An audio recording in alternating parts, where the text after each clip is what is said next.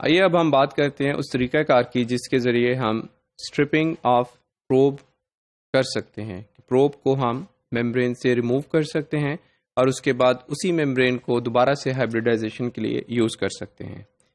جیسا کہ آپ جانتے ہیں ہمارے پاس دو قسم کی میمبرینز اویلیبل ہیں، نائٹروسیلولوز میمبرین اینڈ نائلون میمبرین. یہ میتھڈ جو ہے، یہ طریقہ کار صرف نائٹروسیلولوز میمبرین کے لیے اپلائی کیا جا سکتا ہے. اس میتھڈ میں ہمیں ایک ایلیوشن بفر کی ضرورت پیش آتی ہے جس کی کمپوزیشن میں ہمارے پاس SSC that is sodium chloride sodium citrate buffer supplemented with EDTA and then supplemented with SDS.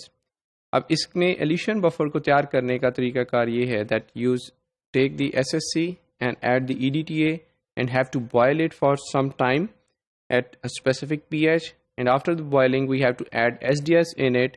Now that buffer, the elution buffer, is ready to be used for stripping of the probe from the nitrocellulose membrane. This is a simple method or step that we have already discussed about washing. Take a tray and add the elution buffer in the tray, place the membrane in it and place it on a rocking platform that constantly or agitate the tray, and the membrane keeps on getting the some movement, or the liquid keeps on moving on the surface of the membrane. That helps in the stripping of the probe.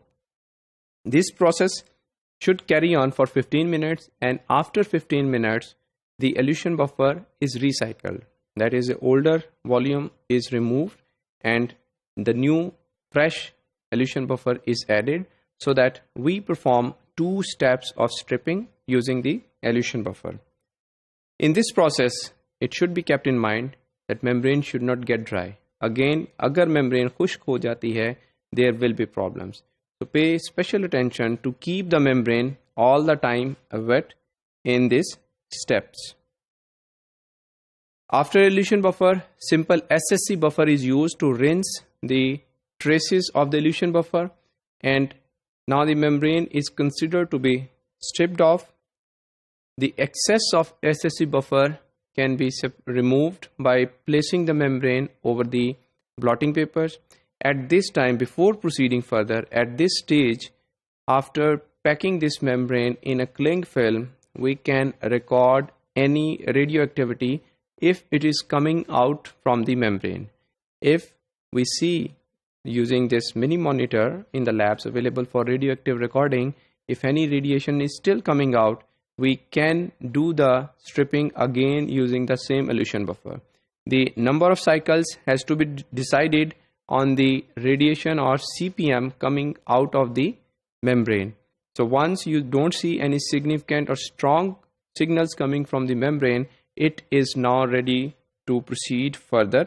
And for that purpose, for rehybridization, we have to take this membrane back to the roller bottle, and we have to add again the pre-hybridization solution, and then proceed further for the hybridization process using a specific probe earlier discussed.